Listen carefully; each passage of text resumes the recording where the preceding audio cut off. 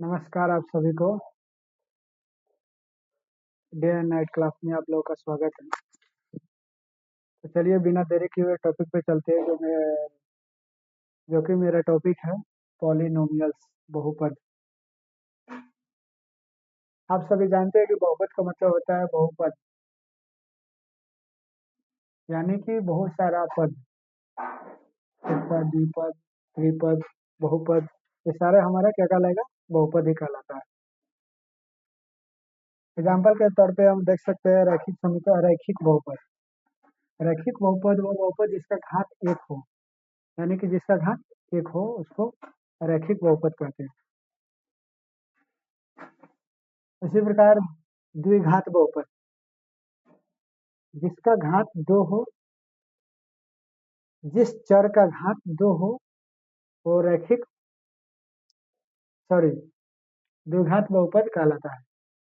यानी x square plus 5 x square plus x plus 5, यानी यहाँ पे एक्स का घात कितना है? 2 है, इसलिए हम इसको क्या कर सकते हैं?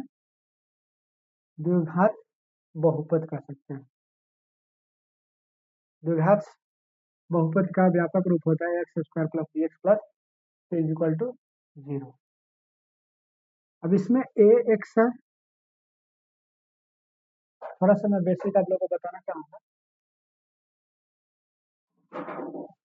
इस ए और एक्स, ए को बोलते हैं अचर और एक्स को बोलते हैं चर। एक्स को बोलते हैं चर और ए को बोलते हैं अचर। अचर का मतलब सिंपल भाषा में आप लोग समझिए, ये चरेगा नहीं। अचर मतलब मत चर, ये चरेगा नहीं। यानी कि मैं समझने के लिए टॉपिक बोल रहा हूँ, है ना? ये आप लोग मत सोच लीजिएगा कि टॉपिक से भटका रहा हूँ। अचर मतलब कि ये फिक्स है, कांस्टेंट।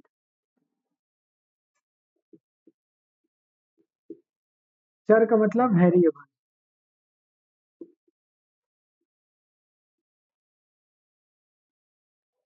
कांस्टेंट मतलब फिक्स, यानी कि इसका मान अगर ये है तो यही रहेगा, अगर 4 है तो 4 ही रहेगा, 5 है तो 5 ही रहेगा। चर का मतलब वेरिएबल, यानी वेरी करेगा। कभी एक्स बराबर 5 होगा, कभी एक्स बराबर 2 होगा, कभी एक्स बराबर 3 होगा, यानी कुछ भी हो सकता है।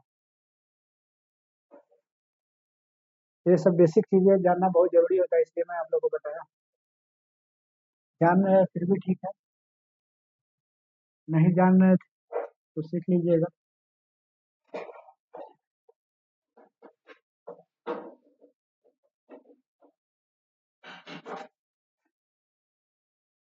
थोड़ा सा मैं अभी इरेज करता हूँ इसको।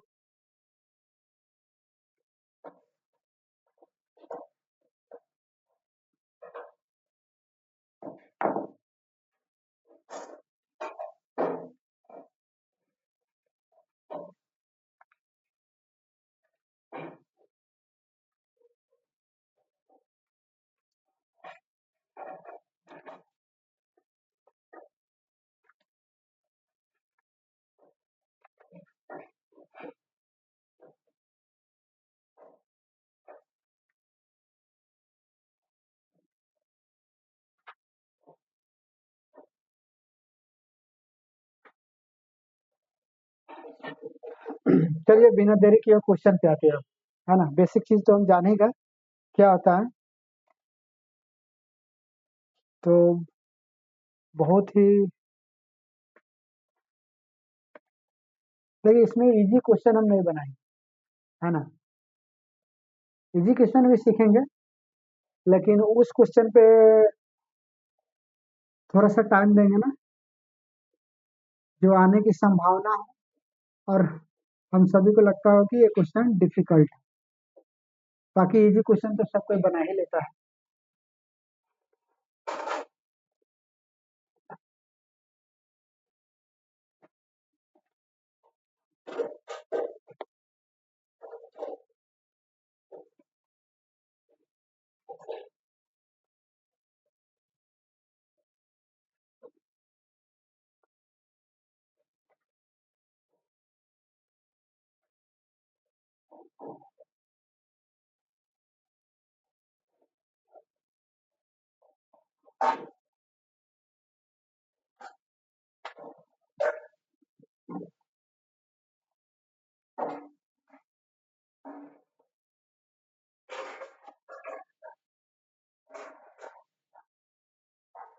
हमारा एक पॉइंट है शून्यकों का योग। शून्यकों का योग, शून्यकों का योग मतलब अल्फा प्लस बीटा।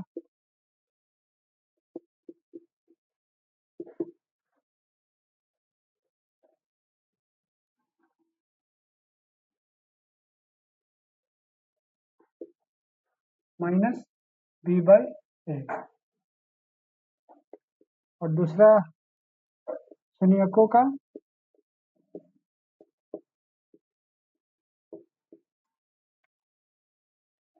गुणनफल,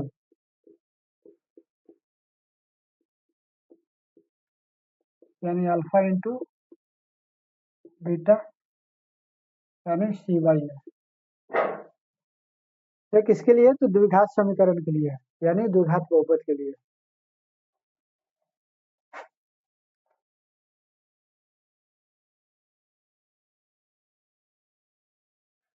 अब सभी को पता होगा कि द्विघात बहुपद है, यानी दो घात है, तो इसका मूल 2 होगा, अल्फा एंड बीटा। उसी तरह अगर त्रिघात रहता तो अल्फा बीटा गामा रहता है ना।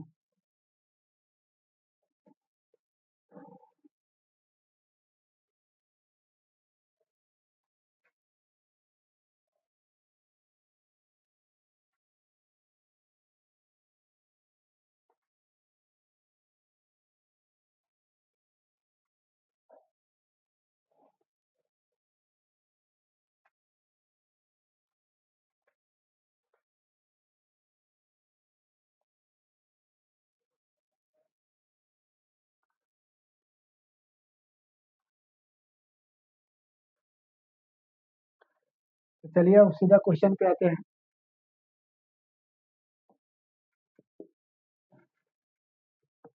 आप लोग इतना याद रखिएगा, शून्यकों का योग अल्फा प्लस बीटा बराबर minus b by a and alpha into beta c by A.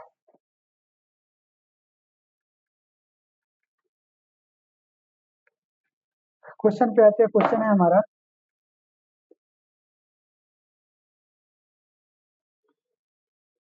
X square minus 2x minus 8। Question में बताना है, क्वेश्चन है निम्न द्विघात समय बहुपदों के शून्य ज्ञात कीजिए और शून्यकों तथा गुणांकों के बीच के संबंध की सत्यता की जांच कीजिए। सबसे पहले निम्न द्विघात बहुपदों के शून्य ज्ञात कीजिए। तो आप सभी को पता होगा कि शून्य ज्ञात करने के लिए x का पावर कितना है? 2। x का पावर 2 है मीन्स इसका 2 शून्य होगा, अल्फा एंड बीटा। सबको पता होगा। डायरेक्ट हम फार्मूला से भी निकाल सकते हैं और इसको हम गुणनखंड विधि से भी निकाल सकते हैं।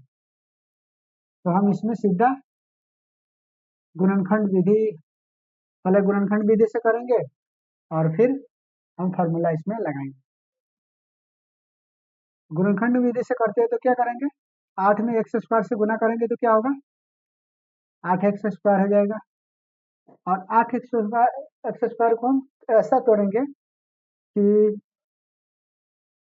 जोड़ने या घटाने पे क्या हो, -2x बचे। तो हम क्या करेंगे, 8 को तोड़ लेते हैं, 2 से करेंगे 4, 2 से करेंगे 2, तो 2 दूनी 4, 4 दूनी 8। इसको हम लिख सकते हैं ना, x square minus 4x minus, यहाँ पे लिखेंगे प्लस 2x माइनस 8। इस तरह हम लिख सकते हैं।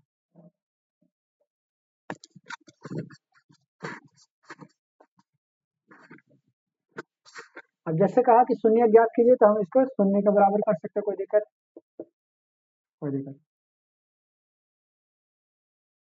तो देखिए, इस दोनों में कॉमन क्या हो सकता है? एक्स स्क्वायर कॉमन कर लेते हैं, तो क्या बचेगा? यहाँ पे क्या कॉमन होगा? एक्स स्क्वायर कॉमन होगा? नहीं, एक्स स्क्वायर कॉमन नहीं होगा, क्योंकि इधर एक्स स्क्वायर नहीं है, एक्स है। ये दोनों के बीच में क्या है? एक्स है, इसलिए हम एक्स ही कॉमन करेंगे। या एक्स कॉमन करेंगे तो यहाँ क्या बचेगा? एक्स बचेगा, और माइनस है तो माइनस, यहाँ पे एक्स कॉमन हो गया तो क्या बचेगा? 4 प्लस, तो दोनों में क्या कॉमन होगा? 2 कॉमन होगा, इधर क्या बचेगा? एक्स, यह प्लस है और यहाँ पे माइनस है, तो यहाँ भी हम देंगे प्लस माइनस माइनस, यानी 4 इज इक्वल टू 0। तो क्या आ जाएगा? X minus 4 and x plus 2 is equal to 0, यानी x minus 4 into x plus 2 is equal to 0, means x minus 4 is equal to 0 and x plus 2 is equal to 0। तो x minus 4 equal to 0, तो x बराबर कितना आ जाएगा? 4, तो हमारा एक निकल गया। और दूसरा क्या कर सकते हैं? X plus 2 is equal to 0, तो एक्स बराबर क्या होगा? एक्स बराबर -2, दो मूल निकल गया ना, एक अल्फा हो गया 4 और बीटा हो गया -2। अब इसी को हम जांच कर लेते हैं फॉर्मूला पे, सही है कि गलत। तो फॉर्मूला हमारा क्या है? Alpha plus beta is equal to minus b by A.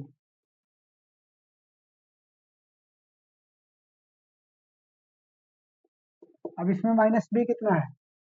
Minus B, ये माइनस है, और माइनस बी, बी कितना है? -2 बाई ए, ये कितना है? 1, यानी माइनस माइनस प्लस, यानी 2। तो अल्फा प्लस बीटा कितना निकल गया? 2, तो एक मिल निकल गया।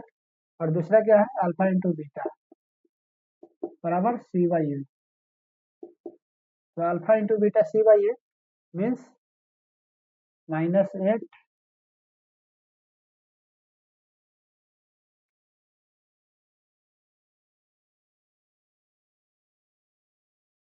बाई 1।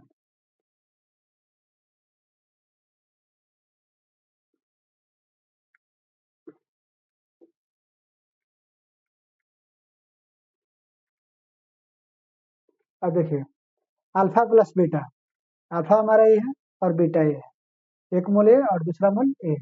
तो अल्फा प्लस बीटा यानी 4 प्लस -2, यानी 4 प्लस -2 कितना होगा? 2 होगा ना, तो ये प्रूफ हो गया, ये सही है। और alpha into beta, alpha A beta A, दो मूल है, क्योंकि द्विघात समय द्विघात बहुपद है। तो अल्फा इंटू बीटा यानी 4 टू जा 8, और माइनस लगा तो माइनस लगा देंगे, यानी ये भी हमारा सत्य है। तो जो जांच भी हो गया alpha plus beta minus b by a, वो भी सत्य हो गया। और दूसरा अल्फा इंटू बीटा, वो भी मेरा निकल गया। तो इस तरह से ये क्वेश्चन बना। अब चलते हैं दूसरे क्वेश्चन पे। इसमें अगर कोई डाउट होगा आप लोगों को तो कमेंट कीजिएगा। मिटा दो।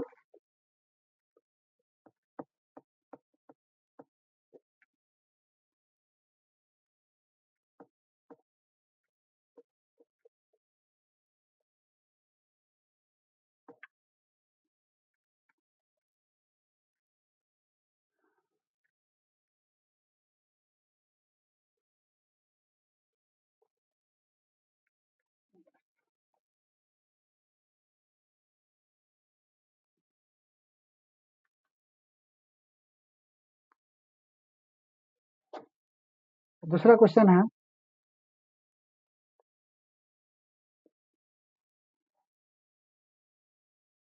एक द्विघात बहुपद ज्ञात कीजिए जिसके शून्य के योग तथा गुणनफल क्रमशः दी गई संख्या है।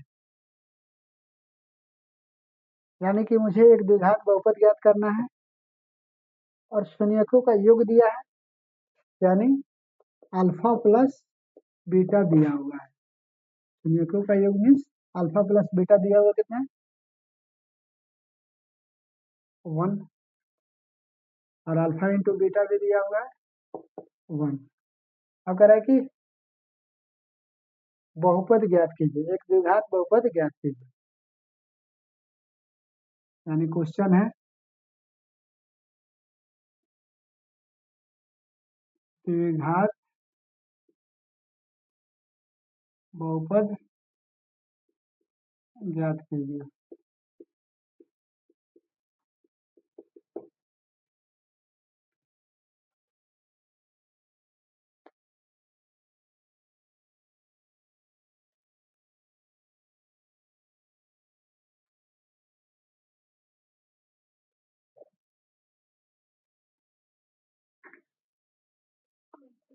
तो चलिए हम आते हैं, इसमें क्या है, अल्फा प्लस बीटा बराबर 1 means minus b by A,